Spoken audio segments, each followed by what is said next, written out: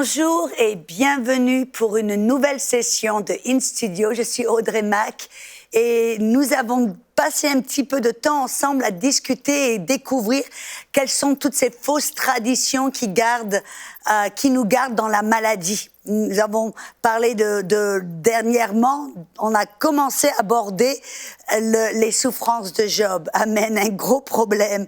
Nous avons découvert que tout ce qui est dans la Bible a été correctement enregistré, scrupuleusement inscrit, mais ça n'en fait pas automatiquement une déclaration de vérité.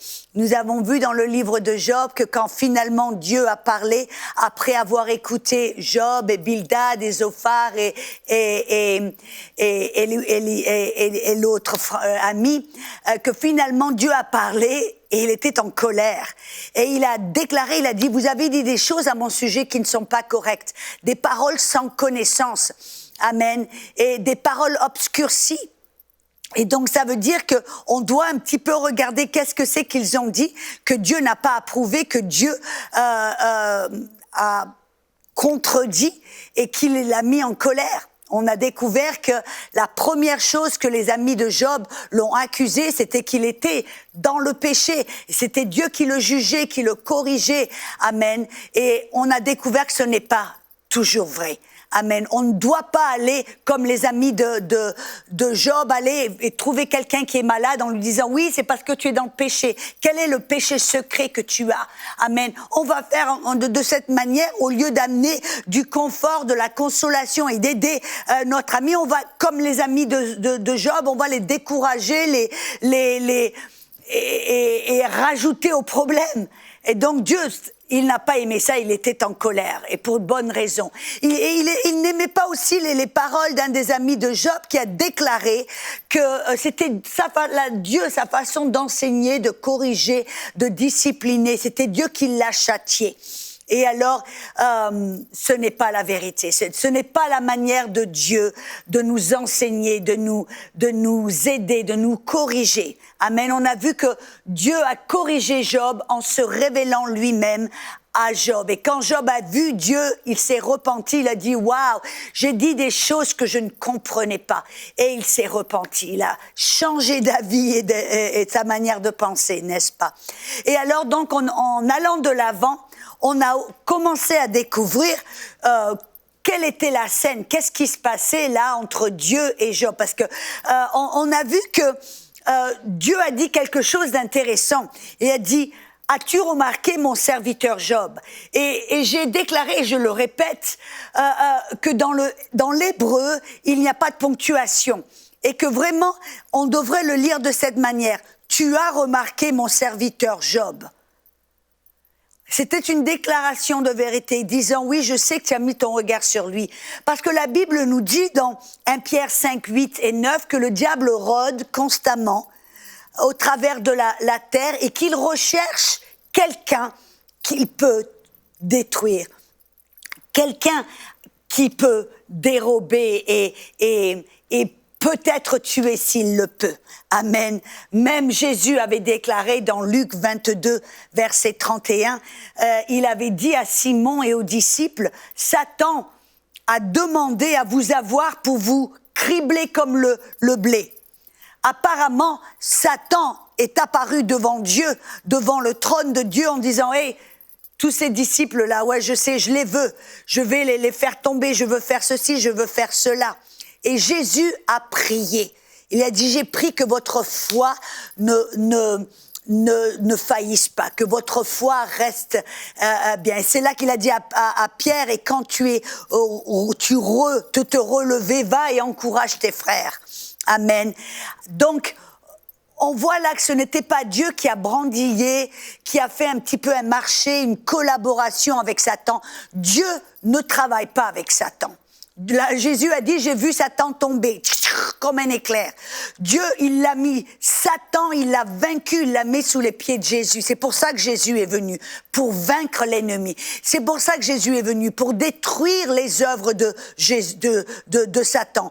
Pas pour travailler en collaboration. Dieu est Dieu. Il n'a pas besoin de travailler en collaboration avec Satan. Non, il n'est pas ce genre de Dieu. Amen.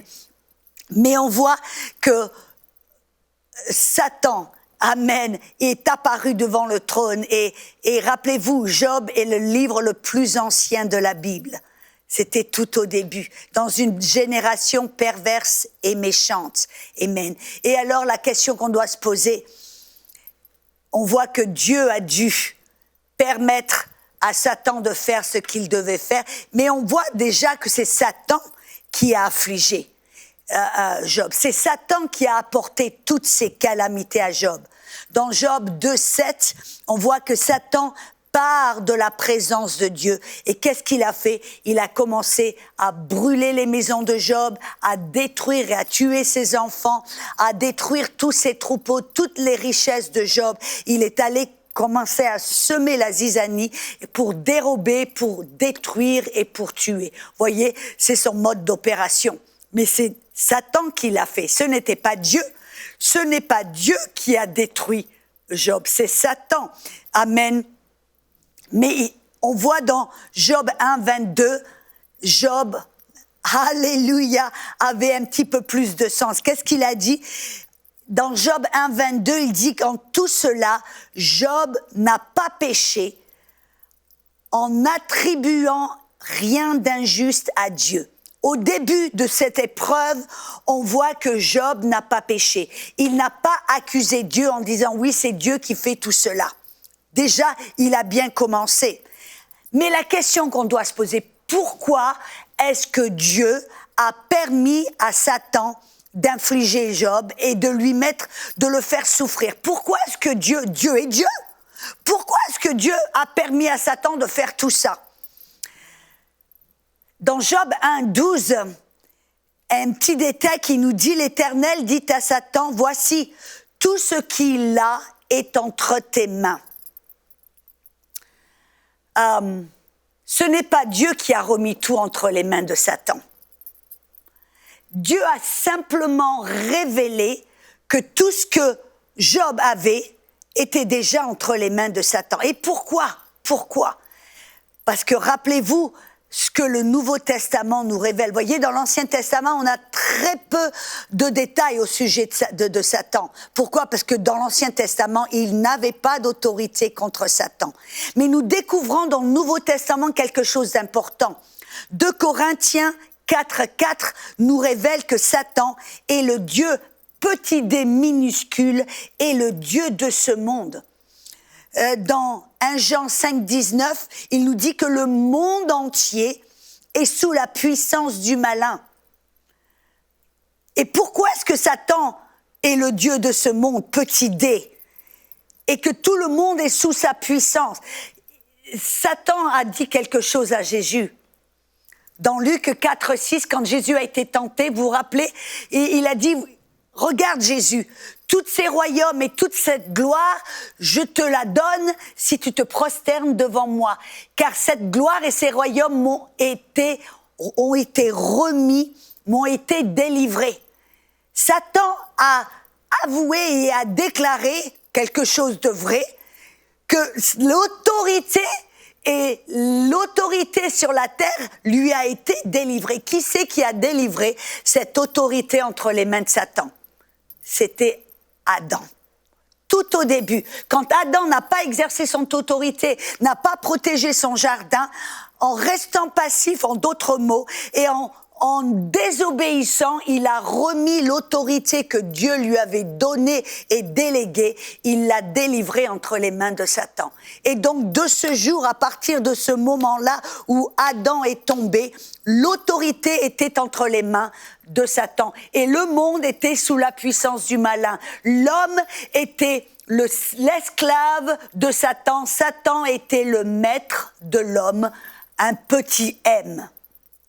Et donc, parce que le diable est le maître de l'homme, quand le diable s'est présenté devant Dieu pour accuser l'homme, il avait un droit légal de faire ce qu'il voulait faire à l'homme. Il avait un droit légal de faire ce qu'il a fait.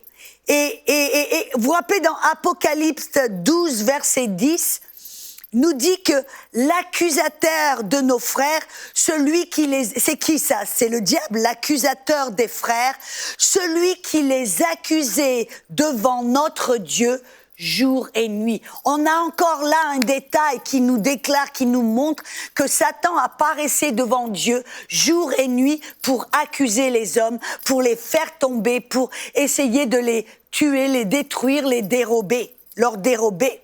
Amen. Et les gens n'avaient aucune autorité contre le diable à cette époque, à l'époque de Job. Ils n'avaient aucune autorité.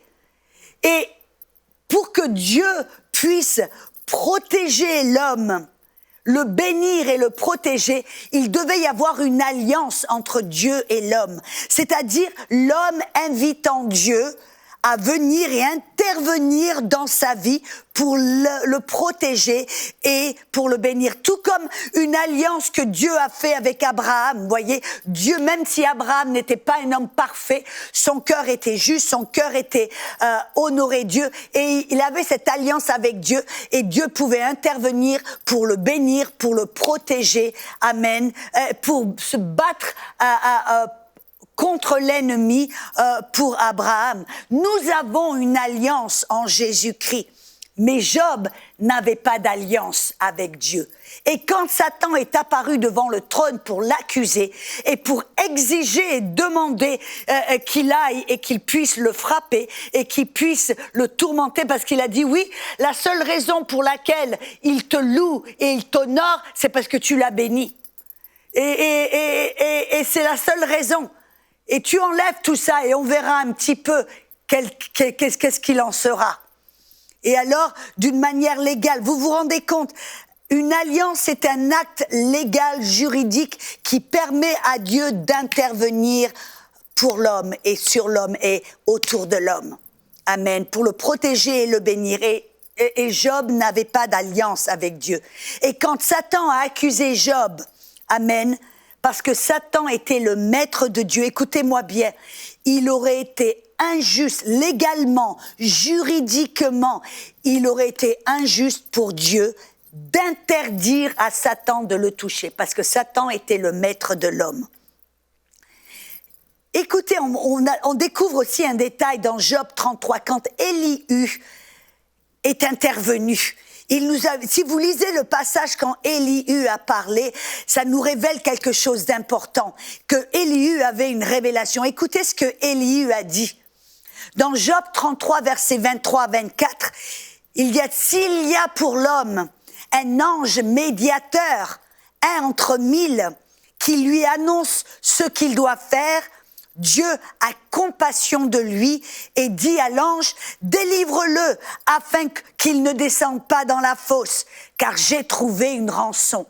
Qu'est-ce que là Élihu nous déclare et il nous révèle?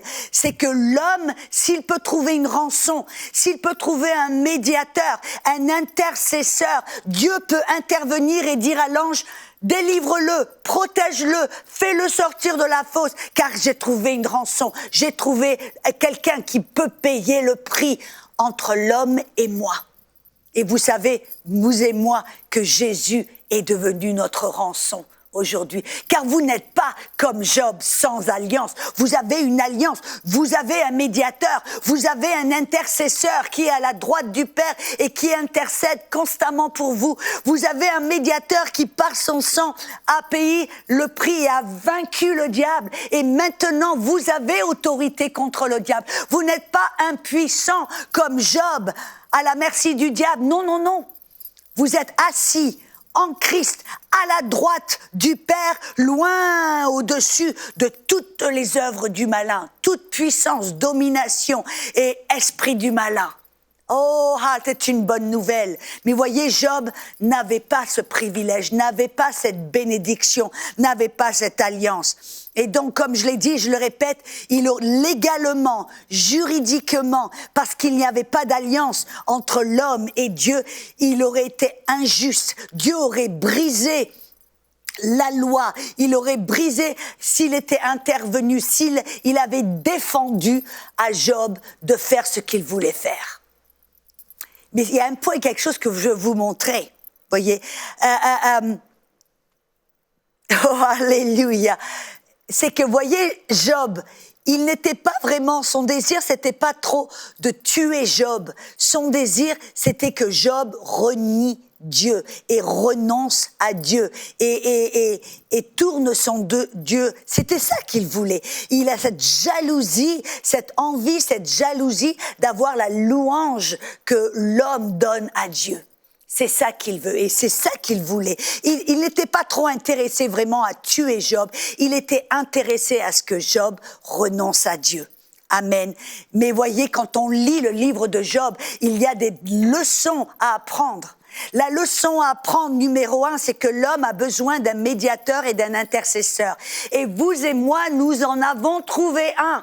Si vous avez reçu Jésus comme votre sauveur et votre Seigneur, vous avez un intercesseur et un médiateur. Amen. Vous n'êtes pas tout seul. Vous avez cette alliance qui permet à Dieu de vous protéger, de vous bénir en Jésus. Alléluia. La deuxième vérité que l'on peut apprendre du livre de Job, voyez, c'est de ne jamais accuser Dieu. J'aime bien dans Job 34, verset 5, Job dit « Je suis innocent et Dieu me refuse justice ». En d'autres mots, il s'est justifié lui-même. C'est là où Job a commencé à un petit peu perdre les pédales. Parce qu'au début, vous vous rappelez, on a vu que Job n'a pas péché parce qu'il n'a pas accusé Dieu. Mais maintenant, quelques mois plus tard, là, dans le chapitre 34, on voit vers la fin de son épreuve, on voit que Job maintenant commence à baisser les bras. Et qu'est-ce qu'il a fait? Il a accusé Dieu. Il a dit, je suis innocent et Dieu est injuste. Mes amis, ne rentrons jamais dans ce schéma. Vous voyez, très souvent, les gens afin aujourd'hui pour se justifier eux-mêmes en disant « Oui, moi j'ai la foi. Moi, pourquoi est-ce que Dieu ne me guérit pas ?» On a tendance, je ne vais pas me mettre dans le lot parce que non, je refuse d'accuser Dieu. Amen.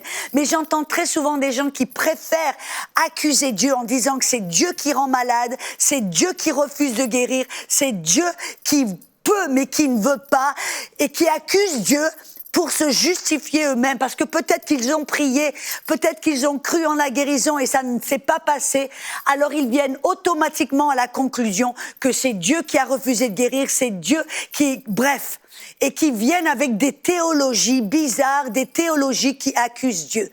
Une leçon que j'ai appris du livre de Job, c'est que l'homme, on ne devrait jamais accuser Dieu. Il n'est jamais notre problème, il est toujours notre solution. Ne nous mettons pas dans le camp de l'ennemi qui accuse. Décidons de croire et de savoir que Dieu est bon. Il est toujours bon, il est toujours amour, il est pour nous, pas contre nous. Et on peut savoir que si on n'a pas été guéri, ce n'est pas parce que Dieu a refusé ou Dieu a retenu la guérison, c'est que quelque part ici, il y a un court-circuit qui s'est passé là. On ne peut pas tout voir, on ne peut pas tout comprendre, voyez. Comme je m'imagine, Job, son cœur était droit. Son cœur était droit. Mais tout d'un coup, sa théologie a commencé à être un peu bizarre. Il a commencé à accuser Dieu. Ne faisons pas la même erreur. Amen. Si on ne reçoit pas la guérison, n'accusons pas Dieu. Mais dans l'humilité, on dit Dieu, je comprends pas pourquoi je n'ai pas reçu ma guérison, pourquoi je n'ai pas encore vu la manifestation. Montre-moi, explique-moi, il y a peut-être quelque chose que je comprends pas, que je ne vois pas. Aide-moi, guide-moi vers la victoire. Voyez, 2 Corinthiens 2,14 nous dit que Dieu nous a envoyé le Saint-Esprit pour nous guider toujours vers la victoire. Amen. Alléluia. Et une autre chose que j'ai appris du livre de Job, c'est qu'au milieu des problèmes, on doit louer le Seigneur et lui faire confiance. C'est ça qui était tellement beau au sujet de Job. C'est ça que j'admire au sujet de Job. C'est qu'au milieu, même quand il a été accusé par ses amis, au milieu de la souffrance, même quand sa femme nomme Job un vain, quelle femme, quelle épouse il a. C'est pour ça, priez pour avoir la bonne épouse, le bon mari. Ne vous mariez pas avec n'importe qui. Regardez la femme de Job, elle dit, écoute, tu vas maudire Dieu et meurs. Wow, quel encouragement. Ah. Mais rendons grâce au Seigneur que Job a choisi de refuser, il a refusé de maudire Dieu. Il a refusé de renoncer Dieu, de tourner son dos. Au milieu des problèmes, il a continué à louer le Seigneur. Voyez, c'est ça que vous et moi, on doit faire. Même si on ne comprend pas tout, même si on ne connaît pas tous les petits détails de pourquoi et comment et quand et où et quoi, une chose que l'on doit continuer à faire, c'est de poursuivre Dieu, de rechercher la face de Dieu, d'aimer Dieu, de le louer, de rester dans cette attitude de louange et d'adoration. Car comme je l'ai dit, Dieu est toujours notre solution. Dieu est bon et nous devons, parce que vous voyez, c'est ça, Satan voulait voler l'adoration à Dieu. Si au milieu de la maladie, au milieu des problèmes, vous commencez à vous plaindre, vous commencez à accuser Dieu, Satan a gagné parce qu'il vous a volé, il a volé à Dieu cette adoration, il a volé à Dieu ses louanges et cet esprit de gratitude et d'amour envers Dieu. Ne tombez pas dans son panneau. Alléluia. J'aime beaucoup dans Jacques 5, verset 11, c'est ça, le Nouveau Testament nous dit quelque chose d'intéressant. Il dit, regardez la persévérance de Job au milieu des calamités, sa persévérance, sa loyauté, son intégrité. C'est ça que l'on peut apprendre de Job. C'est pour ça que Dieu a vu nécessaire d'inscrire le livre de Job, de marquer le livre de Job. Non pas pour nous montrer, nous prouver que la maladie est des fois une grâce de Dieu ou la volonté de Dieu. Non, non, mais pour nous montrer qu'on doit garder au milieu des épreuves la même attitude que Job, de louer le Seigneur, d'adorer Dieu au milieu des problèmes. Alléluia. C'est pour ça que dans Jean 16, 33, Jésus nous avertit, il dit dans cette vie, vous aurez des tribulations, vous aurez des problèmes, des attaques. L'ennemi veut attaquer votre foi. On voit même dans Marc 4, il dit dès que vous recevez la parole qui va produire la foi dans votre cœur, immédiatement l'ennemi, Satan vient pour voler la parole. Et même Pierre à un moment il dit elle dit rappelez-vous quand vous avez reçu l'illuminement, la révélation, comment vous avez commencé à souffrir des attaques et des épreuves. Parce que le diable veut vous attaquer pour vous prouver que Dieu n'est pas bon. Dieu s'en fiche de votre sort. C'est Dieu qui vous l'a fait tout ça. C'est Dieu qui a... Et pour attaquer Dieu, Satan veut attaquer et accuser Dieu dans votre vie pour vous voler votre foi, voler votre louange, votre adoration et votre relation d'intimité avec le Dieu. Oh, il est jaloux de cette adoration. Il est jaloux de cet amour et de cette fidélité que l'on a envers Dieu. Amen. Une autre chose que l'on peut apprendre du livre de Job, c'est qu'au milieu des persécutions, voyez, on voit dans le livre de Job qu'au milieu de ses souffrances, il avait 3 amis, Bildad, Zophar et puis le 3e, je ne m'en souviens plus. Ils sont, au lieu de l'encourager, au lieu de pleurer avec lui, au lieu de l'aimer, de l'encourager, de l'aider, ils l'ont attaqué, ils l'ont persécuté, ils l'ont accusé en disant « oui, tu es dans le péché » ou « toi, c'est Dieu qui te corrige ». Tu vois, voyez un peu le genre d'encouragement. C'est pour ça que la Bible nous dit « pleurez avec ceux qui pleurent ». Riez avec ceux qui rient, réjouissez-vous avec ceux qui se réjouissent, mais ayez de la compassion. Ayez de l'amour. Voyez, c'est pour ça que même quand Jésus, quand il était à la tombe et qu'il a vu les gens qui pleuraient, il a été touché avec de la compassion. Quand il voyait les foules qui avaient faim, il a été touché avec de la compassion. Il aimait les gens. Et vous et moi, nous devons ressembler à Dieu. Quand nous sommes avec des amis qui traversent des épreuves dures et des choses pour lesquelles nous n'avons peut-être pas toujours des réponses. Voyez, si ils ont perdu leur petit bébé, ce n'est pas le moment d'essayer de poser des questions et de dire pourquoi et comment. Non, c'est un moment pour les consoler, pour les fortifier, pour les encourager, pour leur montrer de l'amour et de la compassion. Mais ces 3 amis, Bien au contraire, c'était comme s'ils ont pris un marteau pour enfoncer le clou. Il dit, attends, on va t'enfoncer un petit peu plus profond, on va te taper dessus. Et la bonne chose que l'on peut apprendre de Job, c'est que même s'il a été persécuté par ses amis, au lieu de se venger, vous voyez, à la fin, quand Dieu l'a restitué, l'a guéri, lui a rétabli, l'a béni, il aurait pu dire, attends les gars, voyez, vous m'avez accusé, maintenant je vais me venger. Au lieu d'avoir cette attitude de vengeance, qu'est-ce que Job a fait? Il a prié pour ses amis. Dans Job 42, 10, Dieu lui a dit, prie pour tes amis. Et c'est ce que Job a fait. Amen. C'est ce que Jésus nous a dit de faire. Dans Matthieu 5, 44, Jésus a dit, aimez vos ennemis, bénissez ceux qui vous maudissent, faites du bien à ceux qui vous haïssent et priez pour ceux qui vous maltraitent et qui vous persécutent. C'est exactement ce que Job a fait. Et qu'est-ce qui s'est passé? Quel était le résultat? Au lieu d'être aigri, au lieu d'être dans l'amertume, au lieu d'être dans la revanche, il a prié pour ses amis. Et parce qu'il a choisi cette bonne route, choisi d'aller un petit peu plus haut et de ressembler à Dieu, Dieu l'a béni 2 fois plus qu'avant. 2 fois plus qu'avant. Et nous avons découvert que Job était riche, très riche. Oh, alléluia. Dans Jacques 5, verset 11, on voit que l'intention de Dieu, le désir de Dieu, n'était pas d'inspecter Job pour le disqualifier. Non, Dieu était là, il écoutait, il s'est révélé finalement à Job. Et son désir était de le qualifier, de le bénir, de le rétablir dans cette bonne position. Alléluia. Et Jacques 5, verset 11 dit, vous avez, parlé, vous avez entendu parler de la patience et de la persévérance de Job.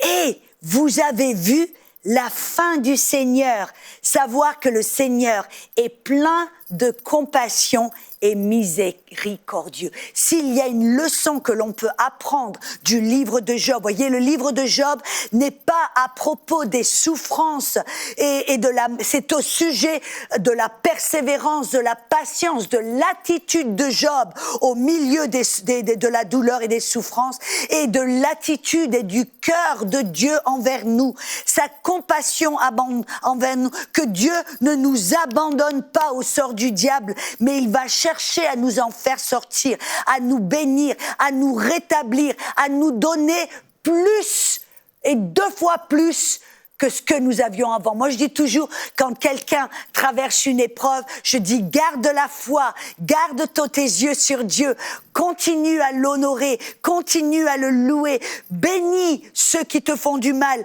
prie pour ceux qui te maltraitent, prie et bénis ceux qui te persécutent, et tu verras que Dieu te donnera le double pour ton trouble. Amen. Dieu va te donner 2 fois plus, non seulement en qualité, mais en quantité. Voyez, à la fin de tout ça, on dit que Job a vécu, je sais pas combien, 100 et quelques années de plus, et il avait les plus belles filles de la région, et il a reçu des richesses en abondance. C'est ça que l'on peut apprendre du livre de Job.